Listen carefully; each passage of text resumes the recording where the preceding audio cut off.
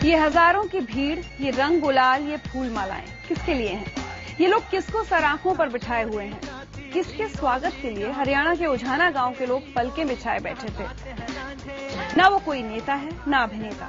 हजारों की इस भीड़ का हीरो है कुलदीप सिंह चहल।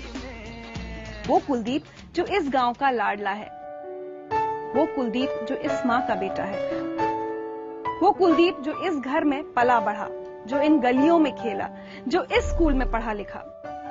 वो कुलदीप जो अपने पिता का नाम रोशन करने के लिए एएसआई बना। पिता खुश थे कि बेटा थानेदार बन गया है, लेकिन कुलदीप की मंजिल एएसआई नहीं, आईएएस थी।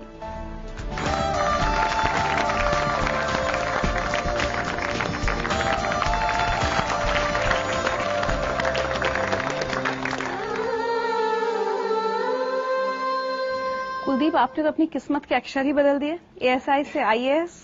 Thank you. कैसे किया ये मैं जब गांव में थे, वैसे मैं ऑडियंस को भी बताना चाहूंगा कि मेरा कोई सपना नहीं था आईएएस बनने का। मैंने कभी जिंदगी में सोचा भी नहीं था कि मैं इस मुकाम पे पहुंच जाऊंगा। गांव में थे तो हम कबड्डी का प्लेयर था मैं, और वो भी हरियाणा स्टाइल, जो एक देहाती गेम होता है। जब मेरे ब्रदर लेक्चरर लगे थे सुरेश कुमार पंचकुला में, तो वो हमें लेके आए। तो उसके बाद ही वहाँ पे एक स्टूडेंट जो आईपीएस है फिलहाल, संजय कुमार है, उनसे मिले और उनको हमने पढ़ते हुए देखा। तो फिर हमने धीरे धीरे मन बनाया और बिल्कुल भाई ने साथ दिया, कठोर मेहनत की, तो धीरे धीरे ऐसा मतलब फ्लो बन गया। उसके बाद हमें पीछे मुड़ के नहीं देखना पड़ा और आज हम आपके सामने हैं। पुलिस की नौकरी क्यों की, एएसआई क्यों बने?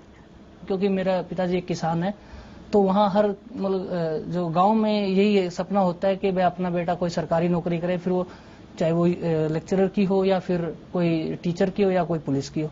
तो चंडीगढ़ पुलिस का फिजिकल काफी टफ था वहाँ पे, मतलब, और मेरी स्पोर्ट्स बैकग्राउंड थी तो आसानी से वहाँ पे सिलेक्शन हो गया और रिटर्न भी मैंने क्लियर कर दिया। चूंकि मैं पढ़ता था तो अच्छी जॉब थी, तो मैंने एक्सेप्ट भी कर लिया और मुझे जरूरत भी थी उसकी उस समय।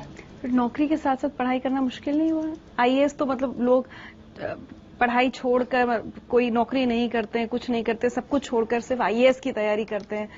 आपने नौकरी के साथ साथ कैसे किया? मतलब मेरे को लोग यही कहते हैं कि मैं हमेशा अपना पिट्ठू बैग रखता था, ड्यूटी के दौरान भी रखता था, अपनी गाड़ी में या अपने बाइक पे जब भी थे ना, तो मैं बैग साथ लेके चलता था। जहां भी मुझे टाइम लगता था ना, मैं जरूर पढ़ता था। थाने में मेरा जो रूम था, वहां भी मैं अपना बैग साथ में रखता था और पढ़ता रहता था, देखता रहता जब भी टाइम मिले।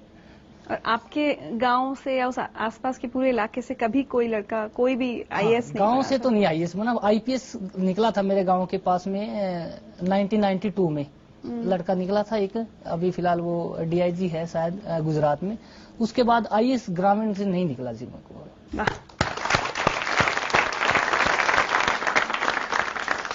आइए आपको कुछ सुनवाते हैं उधर।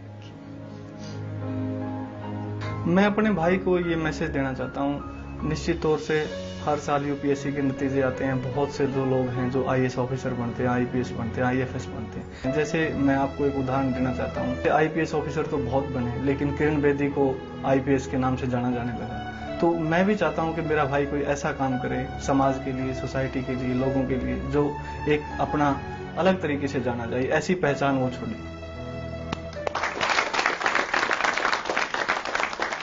इन्होंने बहुत समय समय पर हमें गाइडेंस दी है, और मैं ये कहूँगा अपनी लाइफ का बहुत बड़ा सेक्रीफाइस भी किया हमारे लिए। एक बात बताइए, जहां से आप आए हैं जी, और जहां तक आप पहुंचे हैं अभी तक, कितना मुश्किल सफर था? हाँ, मुश्किल तो मैम था, लेकिन फिर भी हर आपके हौसले इतने बुलंद हैं। काफी तकलीफें आई हैं। जैसे हम कुरुक्षेत्र यूनिवर्सिटी में एडमिशन लिया था हमने, तो कोई दिमाग पढ़ाई में नहीं चल पाता था इतना, ना ये पता था कि हम करें क्या, क्योंकि मैंने बीएड का एंट्रेंस दिया, वो भी पास नहीं हुआ। तो मतलब ये एक सोचने वाली बात है। मैं फिर एमए सेकेंड ईयर में, जैसे ही मैं एमए सेकेंड ईयर में कुरुक्षेत्र यूनिवर्सिटी में हुआ, तो मेरा एक साल बहुत फ्रस्ट्रेशन में गुजरा। मुझे ये नहीं पता था कि मुझे क्या करना है।